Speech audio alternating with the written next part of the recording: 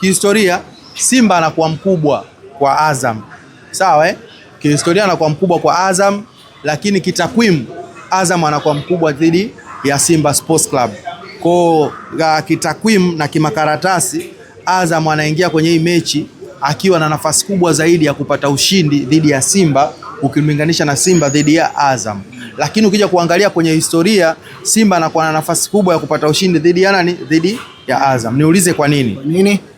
Ukiangalia msimu uliomalizika Yanga alikuwa bingwa, Simba alikuwa nafasi ya pili, Azam alikuwa nafasi ya tatu na Singida Black Star alikuwa nafasi ya 4. Hizi top 4 za msimu uliopita, na hawa ndio ambao walikwenda kuiwakilisha Tanzania katika mechi za kimataifa. Si unanielewa vizuri hapo? Simba na Yanga wakienda klabu bingwa, Azam na Singida wakienda kombe la shirikisho, na wote walifanikiwa kuweza kufika makundi katika tournament zote mbili, shirikisho pamoja na klabu bingwa. Umeelewa vizuri? Kwa hiyo sasa kuweza kupata comparison ya ubora, tunachukua hawa top 4 ambao walikuwa wawakilishi kwenye mechi za kimataifa. Performance zao zinasema nini kati yao wao wakiwa wamekutana. Umeelewa vizuri? Ukiangalia katika watu wanne wote, Yanga anaongoza ligi, lakini kwenye bato ya watu wanne mwenye faida zaidi sio Yanga. Yaani Yanga pia kitakwimu kwenye bato ya watu wanne anazidiwa na Azam. Umeelewa vizuri? Azam pia yuko juu. Kwa hiyo Azam ana faida ya kuwa juu ya Yanga, ana faida ya kuwa juu ya Simba Sports Club. Nisikilize kwa makini uweze kunielewa. Azam amecheza na Simba, amemfunga mechi ya kwanza goli 2, akaondoka na alama 3. Umeelewa vizuri? Azam amecheza na Yanga, akatoa suluhu ya kutokufungana, ameondoka na alama 1. 3 jumlisha 1 sawa na 4. Umeelewa vizuri? Azam ameenda kucheza na Singida, akamfunga goli 2, akaondoka na alama 3. 3 jumlisha 4 alama 7. Kwa katika mechi 3 alizozicheza dhidi ya watu wakubwa wenzake, yeye amepata alama 7. Umeelewa vizuri? Katika hizi alama 7 amezipata, ukienda kuziweka katika viwango vya ufanisi katika alama 9 zote, ana viwango vya ufanisi vya 77.7777, ukiround off ni 78%. Amezikusanya nani? Azam. Umeelewa vizuri hapo? Anemfuatia hapo ni nani? Ni Young African. Ambaye Young African huyu amecheza na Simba, amepata suluhu ya kutokufungana. Amecheza na Azam, amepata suluhu ya kutokufungana. Jumla alama ngapi hizo? 2. Ameenda kucheza na Singida, amepata ushindi wa magoli 3. Jumla ngapi hizo? 5 jumlisha 3, 3 jumlisha 2, 5. Alama 5. Umeelewa vizuri? Alama 5 katika alama 9 ambazo anastahili kupata, viwango vya ufanisi vyake ni 55%. Umeelewa vizuri? Kwa ina maana akitoka Azam na 77 yake, anayefuata ni nani? Ni Young African na 55%. Anayemfuatia hapo baada yao ni Simba Sports Club, ambaye Simba Sports Club amecheza na Yanga, amepata alama 1, amecheza na Azam akupata alama, alipoteza. Amecheza na Singida, amepata alama 3, jumla na alama 4.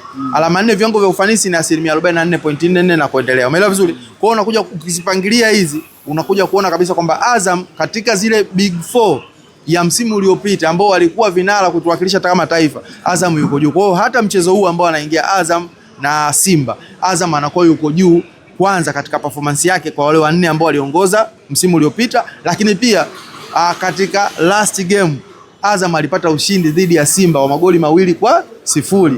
Kwa hiyo tayari kitakwimu Azam anaingia akiwa kama bulldog, huyu mwingine anaingia akiwa kama underdog. Unasema unaambia Simba anaingia mbele ya Azam anakuwa ni underdog.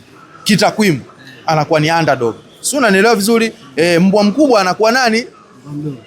Anakuwa Azam sasa mbwa mkubwa, lakini kwa Simba anaingia akiwa kama underdog. Kitakwimu hizo ambazo nilizokuambia kwamba kwa msimu uliopita kilichofanyika na msimu huu pia walichofanya baina ya wote wawili. Lakini pia ukija kuangalia sasa kihistoria, sawa, Simba amekuwa na mwendelezo mzuri kumshinda Azam. Umeelewa vizuri? Amebeba ubingwa mara nyingi. Umeelewa vizuri hapa? Ameshinda mara nyingi. Lakini pia kwenye msimamo wa ligi Simba yuko juu ya nani? Juu ya Azam. Umeelewa vizuri hapo? Kwa hiyo ukija kuangalia katika hilo unamwona kwamba Simba naye anapata nafasi. Kwa kama unaweza, jinsi ya kujua mechi inakuwa ngumu kiasi gani, kama unaweza kugawanya matukio ukapata kwamba huyu ana ubora sehemu fulani na huyu ana ubora sehemu fulani, tafsiri yake ni nini? Kwamba mechi inakwenda kuwa ngumu. Kwa hiyo mechi ya Azam na Simba inakwenda kuwa mechi ngumu kwa sababu kila mmoja anaamini kwamba anastahili kuweza kupata ushindi dhidi ya mwenzake. Ukiangalia mechi iliyomalizika Azam na Simba, Simba alidominate mchezo kwa kiwango kikubwa sana first half. Zilipigwa nyingi sana. ikiwemo hadi kugonga besela ya Elim Panzu Kibisawala. Umeelewa vizuri hapo? Lakini mwisho wa siku walikuja wakapoteza. Umeelewa vizuri? Kwa hiyo ina maana kwamba yale makosa ambayo waliyafanya katika mechi ya kwanza wakienda kuyafanyia marekebisho katika mechi hii, inawezekana pia wakaja kuleta challenge kubwa zaidi. Kwa hiyo mimi naenda kutarajia kuona bato kubwa zaidi kati ya Azam na Simba, kwa sababu pia ndio mechi ambayo inakwenda kuamua hatima nani anakwenda kukaa nafasi ya pili kwa uhalali. Umeelewa vizuri hapo? Kwa maana kwamba Azam akifanikiwa kumfunga Simba, sasa hivi ana 32. Akimfunga Simba anakuwa na 35. Anakaa juu kwa alama moja. Wakati akiwa anampumulia Yanga juu pale. Umeelewa vizuri? Na Simba naye pia akifanikiwa kupata ushindi dhidi ya Azam, anakuwa amesogea pale juu, anampumulia Yanga. Umeelewa vizuri? Na wakati huo kashapata matokeo mazuri kwa upande wa ni Azam, ambayo huyu kwangu mimi na watem kwamba Simba, Yanga, Azam ni watu ambao wenye tabia za kibingwa wanaowania ubingwa. Kwa hiyo Simba atasema kwamba nimepata alama 3 kwa Azam ambaye naye alichukua alama 3. Kwa hiyo tumetai. Kachukua 3, tumechukua 3. Umeelewa vizuri hapo?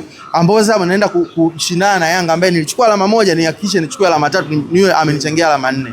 Hiyo ndio character ya kuweza kuwa bingwa. Kwa hiyo naamini kwamba utakuwa mchezo mkali na mchezo wenye msuguano mkubwa sana. Sawa, umuhimu wa hasa kwa Simba katika huu mchezo, ukiangalia wachezaji ni kama vile tayari washaanza kujipata, na maanisha Steve Barker ni kama vile watu wanasema walichelewa kumfahamu au kumpata Steven Barker mapema sana. Neno moja kwa Steven Barker kuelekea huu mchezo, huku pia Ibenge anataka kuweza kudhihirisha ukubwa wake na uzoefu wake kwenye michuano hasa kwenye mechi ngumu kama hizi. Ndivyo ambavyo tunaweza kuona wale makocha ambao wazoefu na makocha nguli. Of course mechi itakuwa ngumu, kwa maana ya kwamba pia kwenye mabenchi ya ufundi pia wamesheheni watu ambao ni mafundi kweli kweli. Ukimwangalia Ibenge anasifika kuwa na mbinu sana, kocha ambaye anaweza kimbinu, na wakati mwingine amekuwa hana mpira wa kufurahisha. Amefanya hivyo akiwa anafundisha Al Hilal, RS Berkane, AS Vita Club. Huko kote anawezekana asicheze mpira wa kuvutia, lakini anaondoka na matokeo mazuri. Kwa hiyo naamini kabisa hii challenge itakuwa kubwa sana kwa upande wa Simba. Na pia ukimwangalia Steve Barker, watu wengi tulikuwa tukizungumza changamoto inayokabili Simba. Wanaweza wakacheza vizuri dakika nzuri za mwanzoni, wakacheza vizuri kabisa. Inapofika dakika 50 na kitu, 70 na kitu, 80 na kitu, wana lose concentration, ndipo wanapokuwa wanapotea. Na sasa hivi nimeanza kumuona Steve Barker akiwa anajaribu kulitibu hilo tatizo. Kwa maana gani? Kwamba kwa sasa hivi anajua kabisa nina Libase Gwae na Anseti Ura, si ndio? Lakini pia ninaye Ino Luemba, ninaye Morris Abraham, ninaye pia Elim Panzu. Kwa hiyo unakuta wakati ambao Simba wanaitegemea ndio kukata moto, anaingiza backup nzuri zaidi. Kwa mfano kama Maodo Kante alikuja pale, alikuwa kama kiungo wa kutumainiwa zaidi, lakini sasa hivi tunamuona akiwa anaanzia nje, baadaye anakwenda kufanya backup. Kwa hii inakuwa inaisaidia Simba kutengeneza ile stable. Sasa hii intensity ambayo inakutana nayo ni intensity kubwa ya zidi ya Azam. Azam wanaye pale Akamiko, wanaye Midimao Mkami, wanajua Tanzania pia ni viungo punda na tanki limejaa kweli kweli. Kwa hiyo hii inawezekana pia ikawa na changamoto kubwa kwa upande wa Simba ambao wao wanatengeneza rhythm ya timu. Azam wamejipata kwenye rhythm yao. Umeelewa vizuri hapo? Kwa hiyo naamini kabisa kwamba inaweza ikaja kuleta mvutano mkubwa sana baina ya pande zote hizi mbili. Lakini kwa kile ambacho Simba sasa hivi wameweza kukitengeneza, inawezekana pia kikaja kuleta kinaweza kuleta changamoto zaidi kwa upande wa Azam, kwa sababu ile Azam ilicheza na Simba sio Simba hii ambayo ilikuwa sasa hivi ina Libase Gwae, ina Ino Luemba. Umeelewa vizuri? Sio hii ambayo ina Kasari, sio hii ambayo ina Tule. Umeelewa vizuri?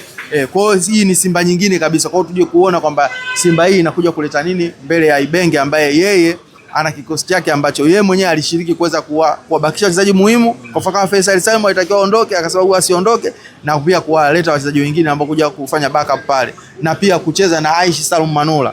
Umeona bwana, kwa sababu mechi ya kwanza Manula kucheza, waenda kukutana na mechi ambayo Manula anaijua Simba in and out. Kwa hiyo kama wanaenda kucheza na watu ambao wenye experience zaidi ya Mzizima Dabi. Manula amecheza na Simba akiwa Azam, akaja tena Simba akacheza tena na Azam, na sasa karudi Azam na Simba. Kwa hiyo wanakwenda kukutana na changamoto kubwa sana pande zote mbili. Kwa hiyo nategemea kwenda kuona mpira utakuwa wa mvuto wa hali ya juu na utakuwa na msukumo wa hali ya juu, lakini pia naamini kwamba anayekwenda kushinda hapo, huyo ndo atakuwa challenge mzuri kwa bingwa mtetezi.